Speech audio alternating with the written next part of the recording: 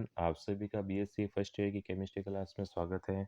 पिछले लेक्चर्स में अपन ने सिग्मा बंध और पाई बंध के फॉर्मेशंस के बारे में पढ़ा था कि सिग्मा बंध का जो निर्माण है वो एस एस अतिव्यापन से, एस पी अतिव्यापन से और पी पी अतिव्यापन से होता है।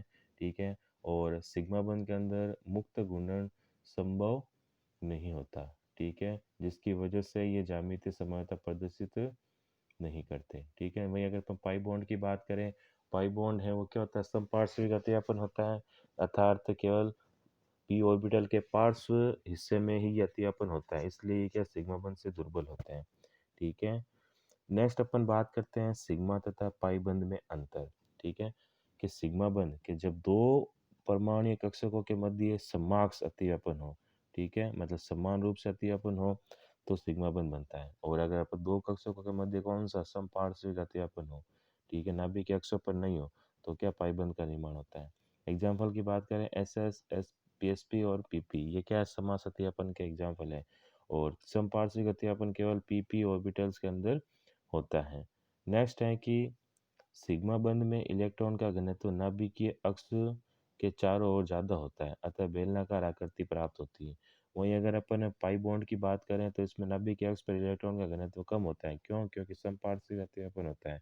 जबकि सिग्मा बंध के अंदर क्या होता है, नाभिकीय अक्षों के ऊपर समास अतिव्यापन होता है। इस वजह से सिग्मा बंध के अंदर नाभिकीय अक्ष पर के चारों ओर क्या होता है, इलेक्ट्रॉन का घनत्व ज्यादा होता है। ठीक है। इसमें अगर अपन पाई बॉन्ड के अंदर देखें तो इसमें नाभिकीय अक्ष पर क्या है, इलेक्ट्रॉन घनत्व कम है, अतः नोडल तल अर्थात इलेक्ट्रॉन की संभावना क्या होती है, नगण्य होती है।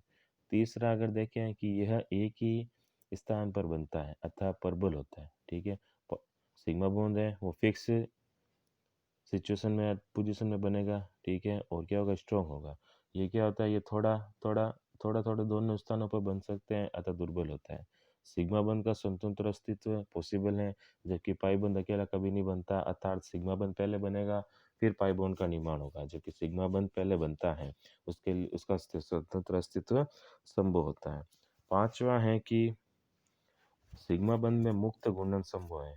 ठीक है। और इसके अंदर है कि इसमें मुक्त घूर्णन संभव नहीं है, अतः ज्यामितीय समानता प्रदर्शित करते हैं। जबकि सिग्मा बंध के अंदर क्या होता है, मुक्त घूर्णन संभव होता है, अतः ये ज्यामितीय समानता प्रदर्शित नहीं करेंगे। नेक्स्ट अपना टॉपिक है हाइब्रिडाइजेशन। संकरण इंपॉर्टेंट टॉपिक है, एग्जाम में काफ़ी बार पूछा जाता है और आपके सेकेंड ईयर और फाइनल ईयर में भी इस टॉपिक से रिलेटेड काफ़ी कंसेप्ट आते हैं, तो इसको ध्यान से समझिएगा कि वीबीटी के अनुसार कोई भी परमाणु का अयुग्मित इलेक्ट्रॉन वाला कक्षक युग्मित होने के लिए क्या करता है, अतिव्यापन करता है। ठीक है। अपन ने वीबीटी के अंदर पोस्टुलेट्स पढ़े थे, तब देखा था कि परमाणु का जो अयुग्मित इलेक्ट्रॉन वाला कक्षक है वो युग्मित होने के लिए क्या करेगा, अतिव्यापन करेगा। लेकिन अगर अपन बी ई बी सी के संयोजी कोष में क्रमशः 0, 1 और 2 अयुग्मित इलेक्ट्रॉन है, अतः बी ई को बंद नहीं बनाना चाहिए तथा बी को एक बंद और कार्बन को कितने, 2 बंद बनाना चाहिए। लेकिन अनेक यौगिकों में बी2, बी3 और कार्बन 4 बंद बनाते हैं। ठीक है। वीबीटी के अनुसार तो ऐसा होना चाहिए, लेकिन अगर एक्चुअल में बात करें तो ऐसा नहीं होता है। एग्जाम्पल है जैसे BX2, BX3 और CH4। अतः ये परमाणु अपने निम्नतर स्तर के यह परमाणु अपने निम्नतर स्तर के इलेक्ट्रॉन को उत्तेजित कर, ठीक है, उच्च ऊर्जा में स्थानांतरित कर देते हैं। ठीक है। जिससे कि अयुग्मित इलेक्ट्रॉन की क्या संख्या बढ़ जाती है, अतः बेरियम, बोरोन और कार्बन के बाह्यतम कोष में इलेक्ट्रॉन क्रमशः 2, 3, 4 इलेक्ट्रॉन हो जाते हैं। ठीक है। तो अगर बेरियम, बोरोन, कार्बन की बात करें, ठीक है, तो ये क्या करेंगे, इनके जो लोअर एनर्जी स्टेट के अंदर अगर अपन बात करें, यहाँ पर जो इलेक्ट्रॉन होंगे, ठीक है, ये किसी भी एनर्जी को एब्जॉर्ब करेंगे। ठीक है। और यहाँ के इलेक्ट्रॉन हायर एनर्जी स्टेट के अंदर भेज देते हैं। ठीक है। इसलिए इनके बाह्यतम कोष में इलेक्ट्रॉन कितने रहते हैं, 2, 3 और 4 होते हैं। मतलब बेरियम के अंदर 2, बोरोन के अंदर 3 और कार्बन के अंदर 4। इसलिए कार्बन की संयोजकता कितनी होती है, 4 होती है। इन परमाणुओं के बाह्यतम कक्षक में अयुग्मित इलेक्ट्रॉन भिन्न भिन्न कक्षकों में एस व पी में होते हैं, अतः इनको 2 प्रकार के बंध बनाने चाहिए। लेकिन ऐसा पाया गया है कि इनके सारे बंध क्या होते हैं, समान होते हैं, ठीक है। अगर अपन के बाह्यतम कक्ष में बात करें, तो बाह्यतम कक्ष में अयुग्मित इलेक्ट्रॉन क्या होते हैं, भिन्न भिन्न होते हैं। तो भिन्न भिन्न बॉन्ड बनाने चाहिए, लेकिन ये एक ही प्रकार के बंध बनाते हैं। अतः इस समस्या के समाधान के लिए पॉलिंग ने क्या, संकरण अर्थात हाइब्रिडाइजेशन की अवधारणा प्रस्तुत की। संकरण एक काल्पनिक अवधारणा है, ठीक है, वास्तविक नहीं है, जो अणुओं की आकृति निर्धारित करने के लिए प्रस्तुत की गई। अब इम्पोर्टेंट टर्म है, ध्यान रखना, संकरण की डेफिनेशन कि किसी अणु में केंद्रीय के दो या दो अधिक लगभग समान ऊर्जा वाले तथा भिन्न भिन्न आकृति वाले कक्षक परस्पर मिश्रित होकर समान आकृति तथा उतनी संख्या में नए कक्षक का निर्माण करते हैं, जिन्हें अपन क्या कहते हैं, संकरण कहते हैं, ठीक है। तो संकरित कक्षक कहते हैं और इस घटना को क्या कहते हैं, संकरण कहते हैं। वापस से देखिए कि किसी अणु में, ठीक है, केंद्र के या केंद्रीय अणु के दो या अधिक लगभग समान ऊर्जा वाले, ठीक है, ऊर्जा समान होनी चाहिए, आकृतियाँ भिन्न होगी, ठीक है, आपस में मिश्रित होंगे।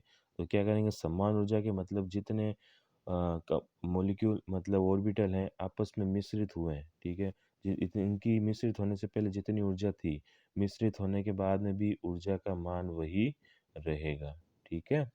तो समान ऊर्जा, समान आकृति तथा उतनी संख्या में नए कक्षकों का क्या निर्माण करते हैं, जिन्हें अपन क्या कहते हैं, संकरित कक्षक कहते हैं, और इस घटना को क्या कहते हैं, संकरण कहते हैं। पोलिंग के अनुसार अतिव्यापन से पहले केंद्रीय परमाणु के कक्षक संकरित हो जाते हैं, ठीक है। अतिव्यापन होगा उससे पहले क्या होगा, केंद्रीय परमाणु के क्या कक्षक संकरित हो जाएंगे। संकरण द्वारा वीबीटी का विस्तार किया गया है, ठीक है। अब देखते हैं संकरण के नियम, क्या क्या नियम है इसके। कि पहला नियम है कि संकरण में इलेक्ट्रॉन भाग नहीं लेता। सबसे पहले तो ये ध्यान रखना कि हाइब्रिडाइजेशन के अंदर इलेक्ट्रॉन भाग नहीं लेंगे। संकरण में अर्धपूरित, पूर्णपूरित और रिक्त कक्षक भाग लेते हैं, ठीक है। संकरण में लगभग समान ऊर्जा वाले तथा भिन्न भिन्न आकृति वाले कक्षक भाग लेते हैं, जिससे समान ऊर्जा तथा समान आकृति के नए कक्षक बनते हैं, ठीक है। नेक्स्ट है कि संकरित कक्षकों की संख्या संकरण में भाग लेने वाले कक्षकों के समान होती है, ठीक है। मतलब जितने कक्षक संकरण में भाग ले रहे हैं, तो उतने ही नए संकरित कक्षक बनते हैं।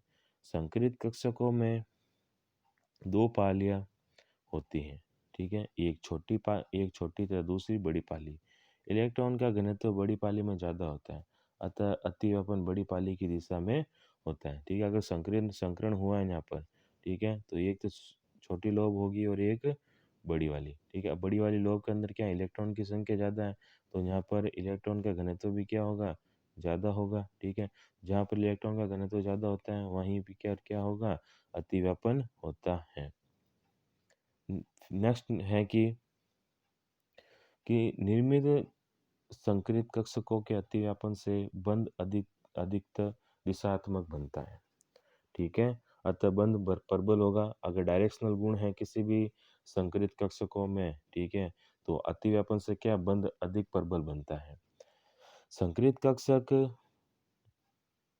त्रिवी में इस प्रकार विन्यसित रहते हैं कि मध्य प्रतिकर्षण न्यूनतम तथा स्थायित्व अधिक हो।